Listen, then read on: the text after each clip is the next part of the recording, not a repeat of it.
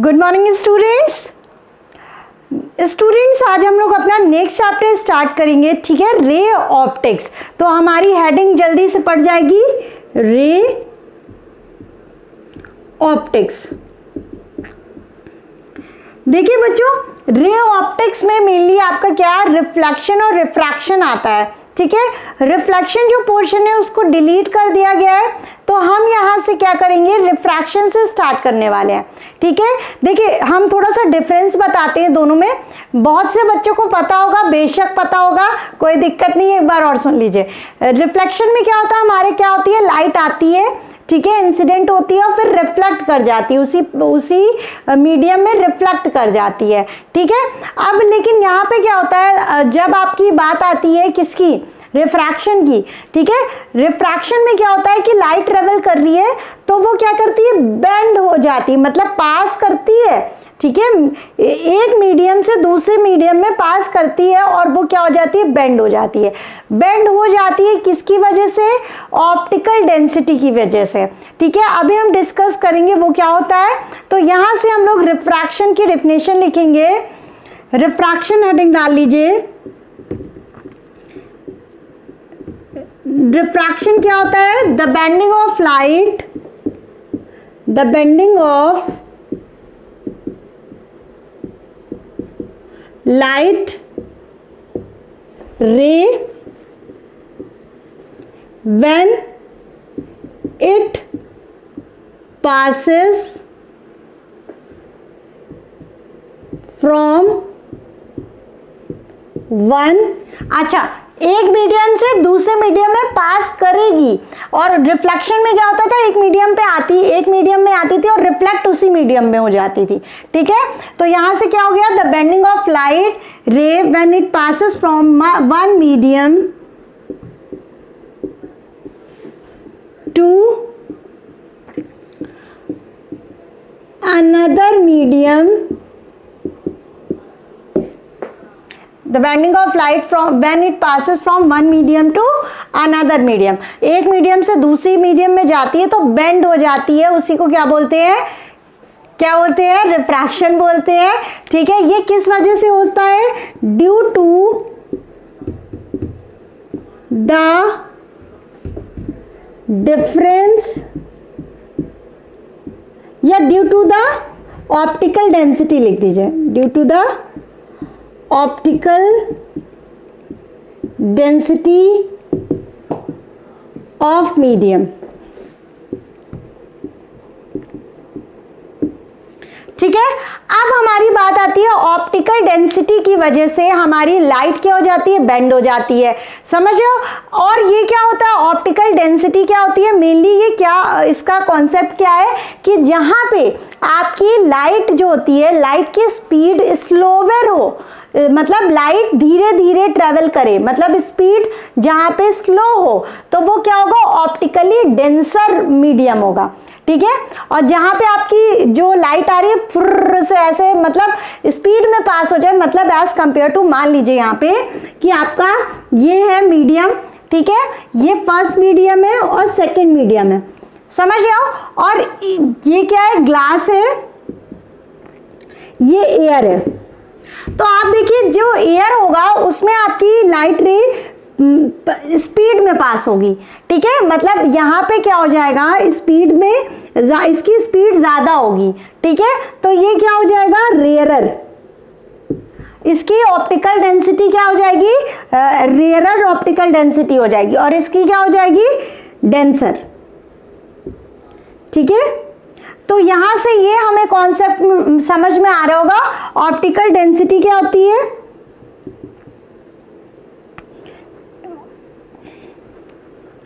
देखिए इसे कैसे लिखेंगे, when light ray travel slower, जब लाइट रे जो होगा स्लो ट्रेवल करेगी तो उसे क्या बोलेंगे, ऑप्टिकली डेंसर, ठीक है, उसे क्या बोलेंगे, ऑप्टिकली डेंसर मीडियम, ठीक है। जब हमारी लाइट रे की स्पीड ज़्यादा होगी as compare to the other medium, तो हमारा वो कौन सा मीडियम हो जाएगा, रेयर मीडियम। तो ज़्यादा होगी तो रेयरर, स्पीड ज़्यादा होगी तो रेयरर, अगर स्लोवर ट्रेवल करेगा तो वो क्या होगा, डेंसर हो जाएगा। तो when light ray travel faster than उसको क्या बोलेंगे, ऑप्टिकली रेयरर मीडियम। समझ में आया? ये सारी चीजें आप लोग थोड़ा सा पढ़ चुके हो, समझ में आया? कहाँ पढ़ा है, 10th में पढ़ा है। तो ये रिफ्रैक्शन समझ में आया कि लाइट क्या होगी, बेंड हो रही है। क्यों बेंड हो रही है, ऑप्टिकल डेंसिटी की वजह से, ठीक है, ऑप्टिकल डेंसिटी की वजह से होगा। और नेक्स्ट ये हो गया रेयरर डेंसर, समझ में आया, जहाँ स्पीड जो होगी लाइट की ज़्यादा होगी जिस मीडियम में, उसे रेयरर मीडियम बोलेंगे। क्योंकि दो में कंपैरिजन करोगे, दो क्या तीन में भी कर सकते हो, आगे आगे देखते जाएंगे होता है क्या। तो ये चीज़ आप लोग नोट डाउन कर लीजिएगा, थोड़ा सा कॉन्सेप्ट आप एरो करके लिख लो नोट्स बना के।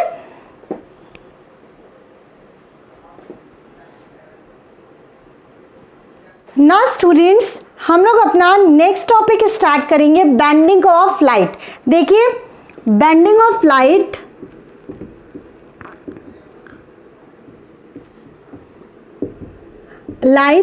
हमारा नेक्स्ट टॉपिक है। इसमें क्या होगा, हम क्या करेंगे, देखेंगे कि ये आपका जो है, ये जो है फर्स्ट मीडियम है, ये सेकेंड मीडियम है। फर्स्ट मीडियम को हमने क्या ले लिया, पहले रेयरर मीडियम, और ये क्या हो गया, डेंसर मीडियम। समझ रहे हो? फिर ये हो गया आपका, मान लीजिए ये इंसिडेंट रे आई, ठीक है, ये इंसिडेंट रे आई, तो इससे हम लोग क्या बनाते हैं, नॉर्मल बनाते हैं। ये तो पता ही है ना, ये नॉर्मल बनती है। Eight the point of incidence हम लोग क्या बनाते हैं, नॉर्मल बनाते हैं। इंसिडेंट एंगल को क्या बोलते हैं हम लोग, एंगल आई से रिप्रेजेंट करते हैं। अब यहाँ से देखिएगा, हमने आपको क्या बताया कि जब आपका रेयरर टू डेंसर आएगा तो स्पीड आपकी कम हो जाएगी। कम होने की वजह से वो नॉर्मल की तरफ बेंड हो जाएगी। कौन, इंसिडेंट रे। ये इंसिडेंट रे आई तो ये यहाँ से इसका पाथ चेंज हो जाएगा, इसको जाना चाहिए सीधे, ठीक है, ऐसे सीधे जाना चाहिए, लेकिन ये सीधे न जाके बेंड्स टूवर्ड नॉर्मल हो जाएगी। तो यहाँ से हमने क्या पढ़ा, और इस एंगल को आप क्या बोलेंगे, एंगल आर, ठीक है। एंगल आई क्या है, angle of incidence, angle of incidence, angle R, angle of refraction. तो अब यहां से देखो, जो एंगल आई है, यहां से आपको दिख रहा होगा जो एंगल आई है वो ग्रेटर देन एंगल आर है। तो यहां पे दिख रहा है angle I is greater than angle R. ये आपकी कंडीशन किसकी है, रेयरर टू डेंसर। जब आपका लाइट रे क्या होगा, रेयरर टू डेंसर जाएगा, तो जो आपका इंसिडेंट एंगल होगा वो ग्रेटर देन रिफ्रैक्शन वाला जो एंगल है उससे ग्रेटर होगा। तो यहाँ से angle I is equal to angle R. ये आपका जो बना हुआ है वो व्हेन लाइट, पहला आपका जो था आपका light ray travel from rarer to denser. बहुत दिन बाद वीडियो बना रहे हैं इसलिए स्पेलिंग बहुत बुरी तरह गड़बड़ हो रही है, आती है हमें, ठीक है। रेयरर टू डेंसर, तो ये किसका केस हो गया, रेयरर टू डेंसर का केस हो गया।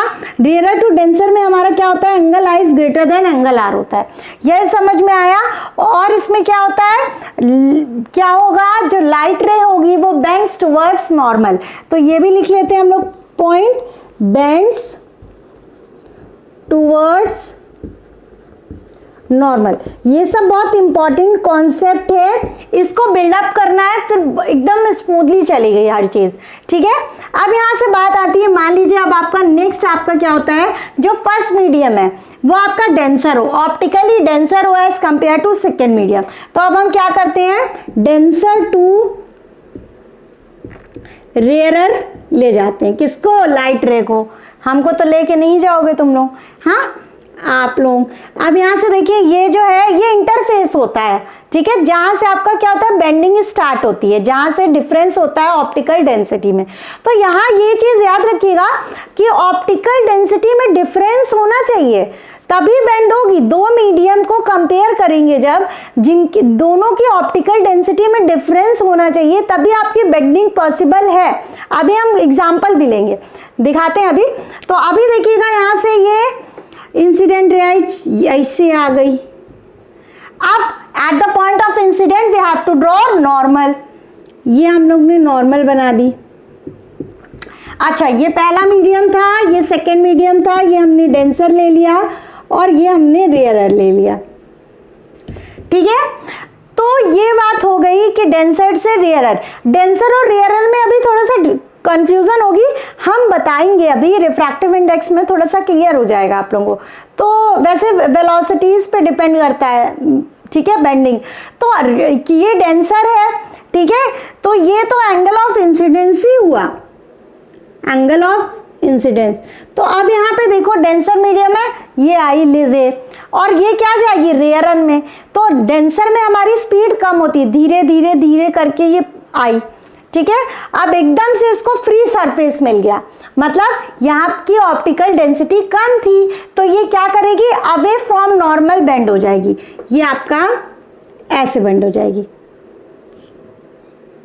ठीक है, होना कैसे चाहिए, इसको सीधे ऐसे जाना चाहिए। तो अब यहाँ पे देखिए ये एंगल कौन सा हो गया, एंगल आर हो गया, एंगल आर हो गया। तो यहां से हमने क्या देखा, जब हमारा डेंसर टू रेयरर जा रहा है तो angle R is greater than angle I है। ठीक है, रिफ्रैक्शन जो होगा, ठीक है, angle of refraction is greater than angle of incident. समझ में आया, पहला पॉइंट तो ये हो गया। नेक्स्ट पॉइंट क्या होता है कि हमारा first medium is optically denser then the second medium, ये तो ऑब्वियस सी बात है। और तो यहां पे नेक्स्ट पॉइंट हो गया, लाइट रे विल बेंड्स, विल मत लगाओ यार, इंग्लिश गड़बड़ा जाएगी, है। Light ray bends away from normal, normal से क्या कर रहे हैं, ये दूर, मतलब दूर भागेगी। समझ में आया, तो ये आपका कॉन्सेप्ट हो गया। अब हम बताते हैं दो ऐसी कंडीशन होती है जब आपका क्या होता है, बेंडिंग पॉसिबल ही नहीं होती है, लाइट रे आती है डायरेक्टली जो है चली जाती है। कुछ लोगों को याद भी आ गया होगा, लेकिन दो कंडीशन है, एक याद आ सकती है, दूसरी वाली हम बताते हैं। पहले इसको नोट डाउन कर लीजिएगा, ये छोटे छोटे पॉइंट लिख लीजिए कि रिमाइंड करने में आपको आसानी हो आगे। ठीक है, नाउ स्टूडेंट्स हम लोग अपनी नेक्स्ट कंडीशन देखेंगे। हमने बताया ऐसी दो कंडीशन है जहां पे आपका बेंडिंग ऑफ लाइट पॉसिबल नहीं है। तो हम लोग वो दोनों कंडीशन देखते हैं कि जब आपका ये मान लीजिए इंटरफेस है बिटवीन द टू मीडियम्स, ये पहला मीडियम है, दिस इज सेकेंड मीडियम।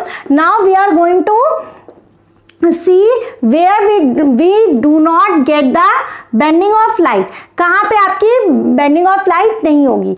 तो यहाँ पे देखिएगा कि हमारा जब भी ये नॉर्मली पड़ेगा, ठीक है, क्या होगा, इंसिडेंट रे नॉर्मली होगी, इंटरफेस के नॉर्मली होगी। दैट्स मीन्स आपका ये सरफेस है, इससे एकदम 90 डिग्री पे आएगा, 90 डिग्री पे आएगा, तो ये क्या होगा, बेंडिंग नहीं होगी, उसी पाथ पे ये लाइट रे चली जाएगी। समझ रहे हो, तो यहां पे क्या हो गया, angle I is equal to angle R is equal to 0, है ना। क्यों ऐसा हो रहा है, क्यों ऐसा हो रहा है, क्योंकि हम लोग नॉर्मल से नाप रहे थे, एंगल को नाप रहे थे, नॉर्मल से ले रहे थे। ठीक है, तो हम डांस करके दिखा रहे हैं आप लोगों को। तो ये चीज हो गई, समझ गए होगे, तो ये हो गया। नेक्स्ट आपकी दूसरी इसी में कंडीशन क्या रहती है, तो ठीक है, तो दूसरी कंडीशन क्या होती है, ये आपका इंटरफेस है, ये फर्स्ट मीडियम है और ये सेकेंड मीडियम है। जब आपका फर्स्ट मीडियम और सेकेंड मीडियम की ऑप्टिकली डेंसिटी सेम होती है, ठीक है, ऑब्जेक्ट अलग अलग हैं, समझ रहे हो, ऑब्जेक्ट अलग अलग हैं, लेकिन इनकी डेंसिटी जो है, ऑप्टिकल डेंसिटी सेम है, तो आपकी लाइट रे ये ऐसे आएगी और ये आपकी पास कर जाएगी। सेम कंडीशन, यहाँ पे बेंडिंग नहीं हो रही है, रिफ्रैक्शन क्या होगा, 0 हो जाएगा। तो ये कौन सी दो कंडीशन थी, no where there is no bending at all. ठीक है, this is our two condition जहां पे बेंडिंग नहीं होगी। पहली कंडीशन क्या हो गई, जब नॉर्मली, ठीक है, इंटरफेस के नॉर्मली पड़ेगी या सरफेस के नॉर्मली होगी तो आपका बेंडिंग नहीं होगी, या optical density of both the medium is same, then bending नहीं होगी। तो ये आपकी दो कंडीशन हो गई। नाउ अच्छा बच्चों, ये चीज है कि इतने दिन से वीडियो बनाई नहीं, तो अब आज बहुत खुशी हो रही है, बहुत ही खुश है हम। पता नहीं क्यों गड़बड़ भी कर रहे हैं, ऐसा नहीं है, क्योंकि आदत छूट जाती है ना बेटा, इतना गैप हो गया नहीं बनाया। वो जो पुरानी वाली थी जिसमें सोए जा रहे थे, बच्चों का मैसेज आया मैम पूरा डेटा चला गया, तो उसमें ये चीज़ हुआ था कि वो तो बिना मन के थी, और लास्ट वीडियो थी वो सेंड नहीं कर पाए थे क्योंकि अपलोड नहीं हो पाई थी, लास्ट डे अपलोड नहीं हो पाई थी। और तो हमने उससे सोचा कि एग्ज़ाम मतलब बाद में हम अपलोड कर देंगे। तो ये चीज़ होती है कि बच्चे जो है लिटरली हमने मतलब मेरा मन कर रहा था बेटा 2x पे लगा लो, ठीक है, मतलब स्पीड बढ़ा लो वीडियो की, जल्दी जल्दी सुनो से। मैं देख रही थी, मैंने कहा मैं सो जाऊंगी, बच्चों का क्या हाल होगा। तो ये चीज़ हो गई, दोनों को बना लीजिएगा, ठीक है। नाउ स्टूडेंट्स, हम लोग अपना नेक्स्ट टॉपिक स्टार्ट करेंगे, लॉज ऑफ रिफ्रैक्शन। तो हम लोग का नेक्स्ट टॉपिक क्या है, लॉज ऑफ रिफ्रैक्शन। ये हमारा लॉ कहता क्या है, पहला लॉ कहता है कि क्या कहता है, जो इंसिडेंट रे है, refracted ray and the normal all lie in the same plane. तो यहाँ पे लिख लेते हैं हम लोग, पहला लॉ क्या कहता है, the incident ray, the refracted रे and normal at the point and the normal at the point of incidence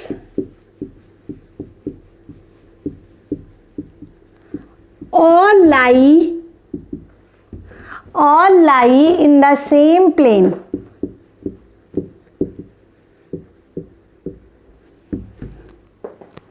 plane, सब झूठ बोलते हैं, ठीक है। यहाँ पे आया the incident ray, the refracted ray and the normal at the point of incidence all line the same plane. As a sense इसका क्या होता है बच्चों, देखिएगा पहला जो लॉ है उसका मतलब क्या है कि आप जब बना रहे हो, ठीक है, इंसिडेंट रे आपकी ये आई, इस जिस पॉइंट पे ये स्ट्राइक करी, इंसिडेंट रे जिस eight the point of incidence, तो ये पॉइंट है इंसिडेंस का जहां पे पड़ रही है लाइट आपकी। अब तो यहां पे हमने नॉर्मल ड्रॉ करा, ठीक है, और ये आपका रिफ्रैक्शन हो गया मान लीजिए, ठीक है। तो ये तीनों हमने एक प्लेन पे बनाया, ये प्लेन है, इस पे बनाया। पेपर पे बनाते तो एक प्लेन पे बनाते, ऐसा नहीं है कि पेपर पे ये जो है इंसिडेंट रे बनाई और ये रिफ्रैक्टेड रे बाहर हमारे मुंह मतलब मुंह पे आ गई, ऐसे थोड़ी ना होता है। तो तीनों जो होती है एक ही प्लेन पे लाई करती है, ऐसा नहीं है एक उधर जा रही है उसका मन उधर है, तो मतलब इधर जो है इंसिडेंट रे आई उसका मन खराब हो गया कि नहीं भैया मैं उधर नहीं जाना चाहती, बाहर आ गई, ऐसा नहीं होता। हम लोग की मर्जी के हिसाब से नहीं होता है, तीनों एक ही प्लेन पे लाई करते हैं, ठीक है। नेक्स्ट आपका हो गया Snell's law. This is very important law, जो सेकेंड लॉ है उसे स्नेल्स लॉ भी कहते हैं। क्या कहते हैं, स्नेल्स लॉ। तो अभी हमारा लॉ क्या कहता है, लिखिएगा, the ratio of the sine of the angle, the ratio of the sine of the angle of incidence and the sine of the, ये वाली लाइन मिटा दे, अच्छी नहीं लग रही है, मैं मिटाओ पूरी। The ratio of the sine of the angle of incident and the sine of the angle of, क्या लिखा है, sine of the angle of refraction is constant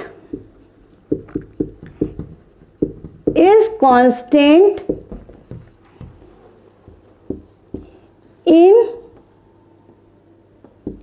given pair of media।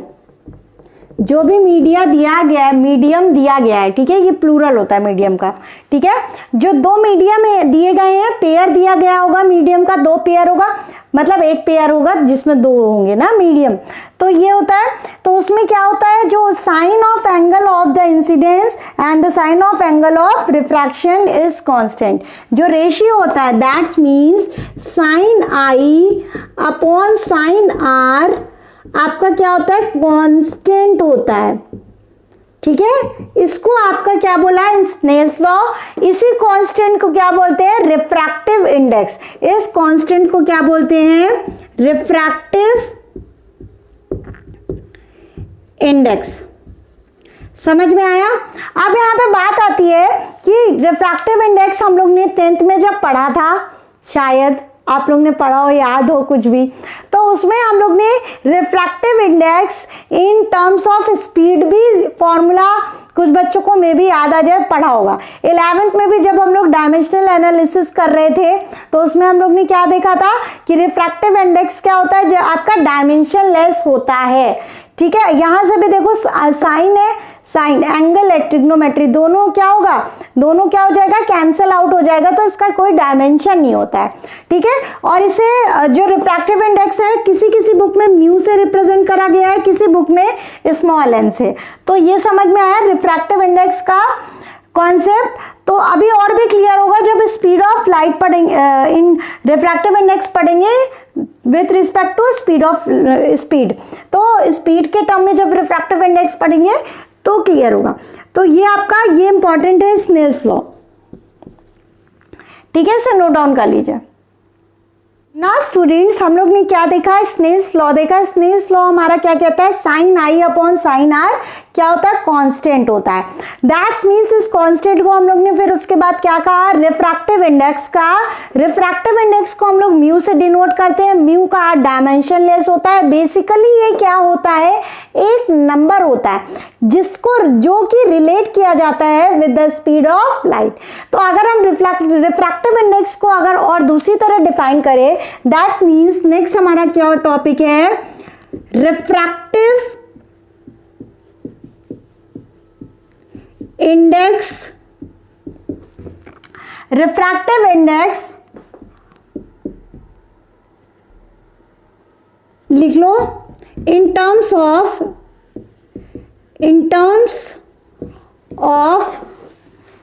Speed of light. तो refractive index को अगर हम define करें, ये क्या होता है, म्यू से डिनोट किया जाता है, इज इक्वल टू एन से भी डिनोट किया गया है कई कई बुकों में, तो परेशानी हो जाइएगा। म्यू इज इक्वल टू क्या होता है, सी अपॉन वी। समझ गए। तो यहां पे डिफाइन करेंगे refractive index of a medium is the ratio of the, क्या होता है, refractive index of a medium is defined as the ratio of, is defined, लिख लीजिए, defined as the ratio of the speed of light in vacuum to the speed of light in that medium। तो basically हम लोग क्या करते हैं, refractive index निकालने के लिए हम लोग स्टैंडर्ड क्या लेते हैं, vacuum, speed of light in vacuum. That's means हमारा क्या मतलब है कि वैक्यूम को लेके हम लोग क्या करते हैं, कंपैरिजन करते हैं। तो वैक्यूम में अगर हम सी से को बोले तो स्पीड क्या होती है, 3 × 10⁸ मीटर पर सेकेंड होती है। तो ये आपका रिफ्रैक्टिव इंडेक्स है, समझ में आया। अब यहाँ पे एक बात आती है, मान लीजिए कि आपकी लाइट वहां पे क्या है, मीडियम जो है वैक्यूम है ही नहीं, एयर है ही नहीं। तो यहाँ पे देखिएगा, मान लीजिए ये पहला मीडियम है, ये सेकेंड मीडियम है, समझ रहे हो।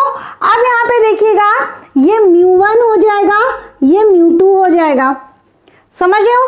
तो μ1 अगर हम लोग इस वाले का रिफ्रैक्टिव इंडेक्स, ऊपर वाले का रिफ्रैक्टिव इंडेक्स फाइंड आउट करेंगे तो क्या हो जाएगा, देखो μ1 = हो जाएगा आपका C/V1 हो जाएगा, क्योंकि वेलोसिटी अगर रिफ्रैक्टिव इंडेक्स में चेंज है मतलब ऑप्टिकल डेंसिटी में चेंज है, ऑप्टिकल डेंसिटी चेंज है मतलब वेलोसिटी चेंज है, ठीक है, समझो। तो ये हो जाएगा μ2 अगर निकालते हैं हम लोग तो ये क्या हो जाएगा, C/V2, समझो। तो अगर हम μ1/μ2 निकालते हैं, दोनों का रेशियो ले लो तो C/V1 डिवाइडेड बाय C/V2, तो C से ये रेसिप्रोकल हो जाता है, ठीक है। μ1/μ2 = ये हो जाएगा V2/V1। तो यहाँ पे देखिए इनवर्स रिलेशन होता है, समझो। Inverse relation as a sense, आपकी अगर स्पीड ज्यादा है तो रिफ्रैक्टिव इंडेक्स की वैल्यू कम होगी।